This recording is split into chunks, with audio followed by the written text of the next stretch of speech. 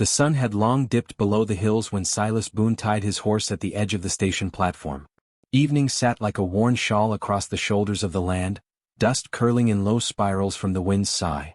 The platform boards creaked under his boots. He was there for a sack of grain delayed on the evening train, nothing more. Or so he thought. She was curled on the far bench, too still to be sleeping, too tired to pretend otherwise. A cracked carpetbag rested beneath her thin arms. Her shoes were muddy and too small, her shawl threadbare. Her face was turned just enough to show the bruising under one eye, not fresh but not yet faded. She looked, he thought, like a woman who had nowhere left to be. Like a candle that had burned too long in the dark. The station master passed without a glance, muttering about late freight and the storm brewing to the north. Silas watched her for a moment longer, his calloused fingers curling at his sides. He wasn't a man who took in strays or meddled where he wasn't asked. But something about the way her body curled in on itself, as though she feared even the wind might strike her, stirred a feeling he hadn't felt in years. "You got someone coming for you?" he asked, voice low as if too much sound might break her. She flinched. Looked up with eyes the color of riverbed stone. Mute. Not dumb, just too tired for words. He nodded once, slow. "You're comin' with me." She didn't argue. Didn't thank him. She just stood, legs trembling, and followed him into the night. He didn't ask her name. She didn't offer it. Not that night, not the next. He made up the guest cot in the corner of the main room, left stew on the stove, water on the table. In the morning, the bowl was empty, the water gone, the cot wrinkled from a restless sleep.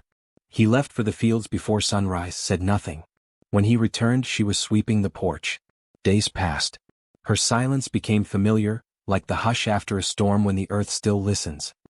He learned the rhythm of her presence, how she folded towels with reverence, how she lingered at the fence line where the horses grazed, how she always kept her back to the windows after sunset. The bruises faded. Her voice did not return. One night, weeks after she arrived, Silas heard a scream slice through the stillness like a hawk's cry. He bolted from his bed. Found her sitting upright on the cot, breathing hard, eyes wide and wet.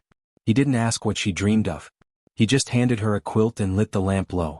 In the morning she baked cornbread. There was a quiet kind of rhythm in that, pain and offering. A language without speech.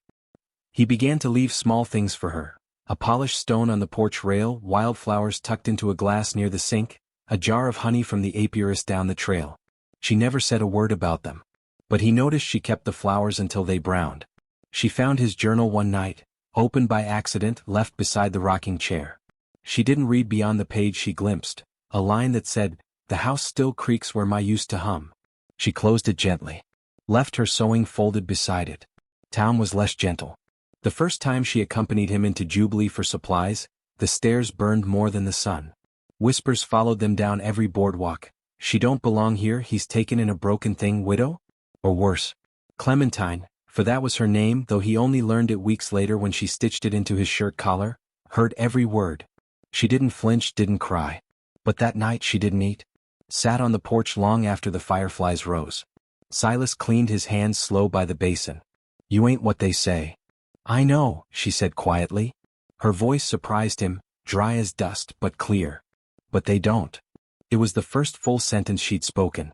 And she didn't speak again for days. A month later one of the Maras went lame.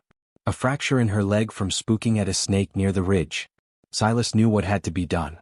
But as he lifted the rifle, Clementine stepped between them. "There's another way," she said, trembling. "Give her time." He had never seen her stand that straight before. Her voice held more than pleading, it held memory. Something inside her was cracking open, slow as ice in spring. He lowered the rifle. They cared for the mare together. Her name was Mabel, old, white-splashed, stubborn. Clementine sang to her in soft notes while changing her bandages. Songs without words. Silas just watched, and wondered who she had once been before the silence. Mabel healed.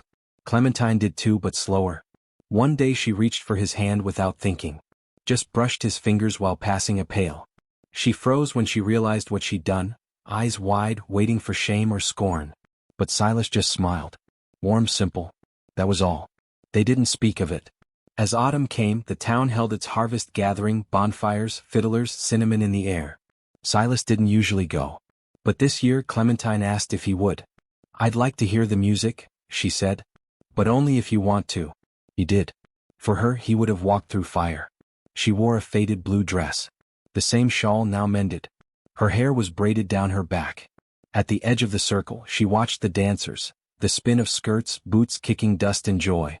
Silas stood beside her, unsure. Then she turned to him, held out her hand. They danced, slowly, awkward at first.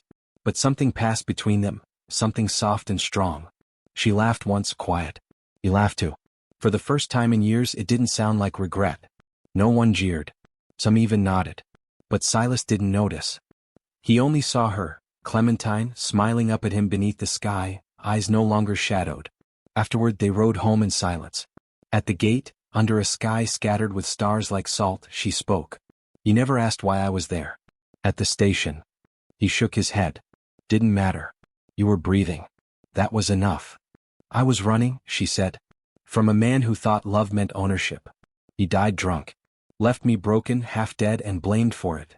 Silas looked at her then, not with pity but with gravity. You ain't property.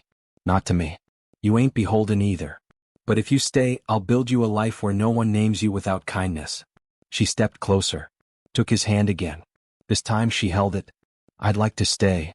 That night they sat on the porch together until the moon climbed high. Said nothing. But something final passed between them, a choice made not with ceremony but with quiet certainty. He never proposed. She never needed him to. In time the town softened. Her name became hers again. Clementine Boone. Not just Silas's wife, but a woman known for her strong stitching, her songs, her way with horses. Years passed. The ranch grew. So did their silences, not out of fear but comfort. On his final page Silas would one day write, "It was never thunder that changed my life. It was the quiet of her voice returning. It was the way she said yes, without needing to say it. And how the wind that night told no one but the stars." So if ever you find yourself near Jubilee, near the station where the wind curls dust across forgotten planks, remember this. Sometimes the soul doesn't find home in noise or fire or grand rescue. Sometimes it finds it in a saddle beside another. In the hush of healing. In the hand that doesn't let go.